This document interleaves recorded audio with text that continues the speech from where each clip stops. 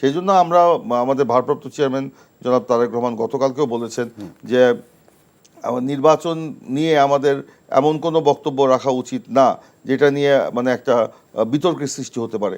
এই বিতর্কে কিন্তু ফ্যাসিবাদ উৎসাহিত হবে। পতিত স্বৈরাচার যারা পালিয়ে গেছে দেশ থেকে, বহির্দেশে বসে যারা দেশের বিরুদ্ধে ষড়যন্ত্র করছে, তারা ষড়যন্ত্র করার সুযোগ পাবে। তো সেই কারণে আমরা মনে করি যে এখানে আমাদের মধ্যে আরও বোঝাপড়ার দরকার আছে, আরও আলোচনার দরকার আছে। কোনো বিষয়ে যদি আমার বোঝার মানে ঘাটতি থাকে কিংবা আমি যদি বুঝতে ব্যর্থ হই, সেখানে কিছুই না, একটা ফোনে করেই তো আমি কথা বলতে পারি, তাই না? আমার এই মতামতটার ব্যাখ্যা আমি আপনার কাছ থেকে চাইতেই পারি। এই রিলেশনটা তো আমাদের সাথে আছে, তাই না?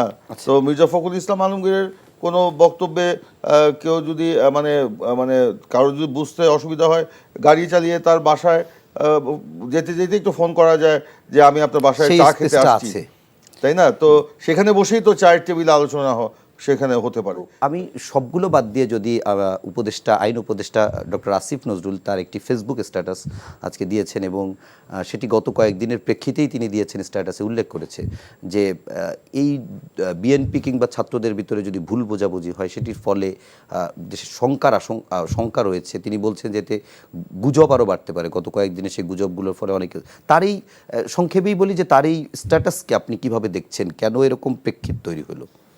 ধন্যবাদ আজকের এই শোতে আমাকে আমন্ত্রণ জানানোর জন্য, এবং একই সাথে আমার সহ আলোচক নাগরিক কমিটির সদস্য সচিব ডাকসুর সাবেক সমাজসেবা সম্পাদক জনাব আক্তার হোসেন, তাকেও শুভেচ্ছা জানাচ্ছি। দর্শক শ্রোতাদেরকেও শুভেচ্ছা জানাচ্ছি। হ্যাঁ, আপনার মতো আমিও ডক্টর আসিফ নজরুলের ফেসবুক স্ট্যাটাসটি দেখেছি। তো তিনি তো আসলে তার অবস্থান থেকে বলেছেন, যথার্থই বলেছেন যে আসলে এই যে বিএনপি এবং ছাত্রদের মধ্যে যে দূরত্ব সৃষ্টির কোনো কিন্তু সুযোগ নেই। আমি তো মনে করি আমাদের মধ্যে কোনো সুযোগ মানে দূরত্ব আছে, কারণ আমরা সবাই এই ফ্যাসিবাদের বিরুদ্ধে লড়াইয়ে একসাথে কাঁধে কাঁধ মিলিয়ে আমরা লড়াই করেছি। আমাদের সাথে বৈষম্য বিরোধী ছাত্র আন্দোলনকে কিংবা বৈষম্য বিরোধী ছাত্র আন্দোলনের সাথে আমরা এবং সাধারণ জনগণ, ছাত্র জনতা, শ্রমিক, কৃষক, আপনার গৃহিণী, চাকরিজীবী, সবাই আমরা এই আন্দোলনে একসাথে আমরা কাজ করেছি। আমাদের মূল উদ্দেশ্য ছিল এই ফ্যাসিবাদ হাসিনার পতন এবং গণতন্ত্রের পথে নতুন একটি যাত্রা শুরু করা এবং গণতন্ত্রে ফিরে আসা, এবং একই সাথে একটি টেকসই সংস্কারের মাধ্যমে এই রাষ্ট্র কাঠামোকে মেরামত করা, যে রাষ্ট্র কাঠামোকে হাসিনা গত 15 বছর ভেঙে চুরমার করে দিয়ে গেছে।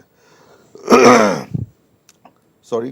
তো আমি যেটা বলছিলাম যে আমাদের মধ্যে তো কোনো বিরোধ নেই এখানে। হ্যাঁ, আমাদের একটি বক্তব্য, আমাদের মহাসচিব সাহেব যে একটি বক্তব্য দিয়েছেন, সেই বক্তব্যের প্রেক্ষিতে সরকারের একজন উপদেষ্টা এবং বৈষম্য বিরোধী ছাত্র আন্দোলনের কয়েকজন নেতা তারা যে প্রতিক্রিয়া ব্যক্ত করেছেন, এটা আমাদের কাছে দুর্ভাগ্যজনক মনে হয়েছে। তো যাই হোক, আমরা মনে করি এখানে একটা ভুল বুঝাবুঝি হয়েছে।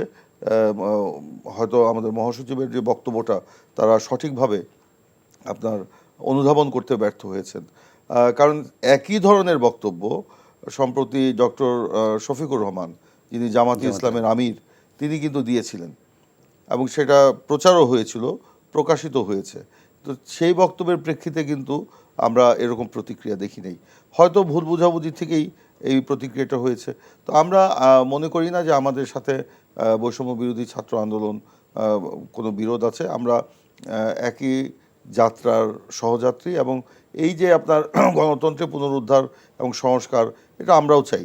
আমরা মনে করি এই যাত্রাপথে আমাদের মধ্যে কোনো বিরোধ ছিল না বা থাকা উচিত নয়।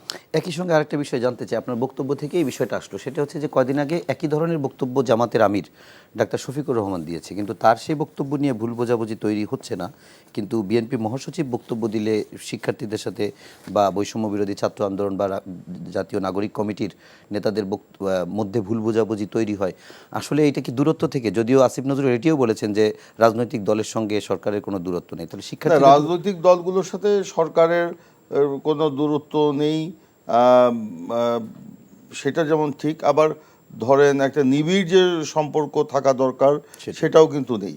তো সেই কারণে আমরা কিন্তু প্রথম থেকেই বলেছি যে এই সরকারকে আমরা ওন করি, এই সরকার জনগণের সরকার, অভ্যুত্থানের মধ্য দিয়ে, রক্তের মধ্য দিয়ে এই সরকার প্রতিষ্ঠিত হয়েছে।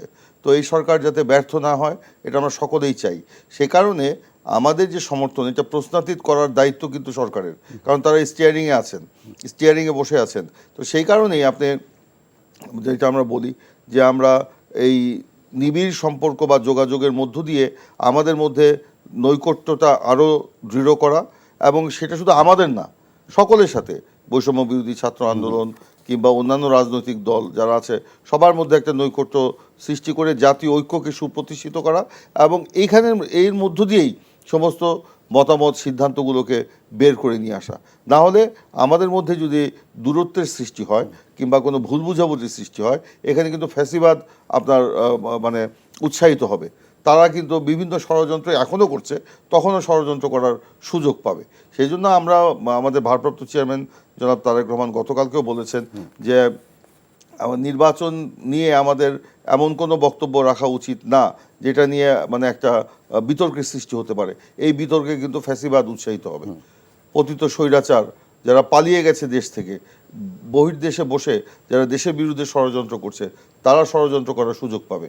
তো সেই কারণে আমরা মনে করি যে এখানে আমাদের মধ্যে আরও বোঝাপড়ার দরকার আছে, আরও আলোচনার দরকার আছে। কোনো বিষয়ে যদি আমার বোঝার মানে ঘাটতি থাকে কিংবা আমি যদি বুঝতে ব্যর্থ হই, সেখানে কিছুই না, একটা ফোনে করেই তো আমি কথা বলতে পারি, তাই না? আমার এই মতামতটার ব্যাখ্যা আমি আপনার কাছ থেকে চাইতেই পারি। এই রিলেশনটা তো আমাদের সাথে আছে, তাই না? তো মির্জা ফখরুল ইসলাম আলমগীরের কোনো বক্তব্যে কেউ যদি মানে কারো যদি বুঝতে অসুবিধা হয়, গাড়ি চালিয়ে তার বাসায় যেতে যেতে একটু ফোন করা যায় যে আমি আপনার বাসায় চা খেতে আসছি, তাই না? তো সেখানে বসেই তো চায়ের টেবিলে আলোচনা সেখানে হতে পারে। তো এগুলো নিয়ে আসলে আমার মনে হয় না যে মানে অতি কথন বা অতি আলোচনার মধ্য দিয়ে আমাদের দূরত্বটা আরও এমনি দূরত্ব নাই, দূরত্বটা বেড়ে যাক বা দূরত্বটা প্রকাশিত হোক, যেটা আসলেই এটা দূরত্ব নাই, মানুষ যাতে হতাশ না হয় সেই কাজটা আমাদের করা উচিত।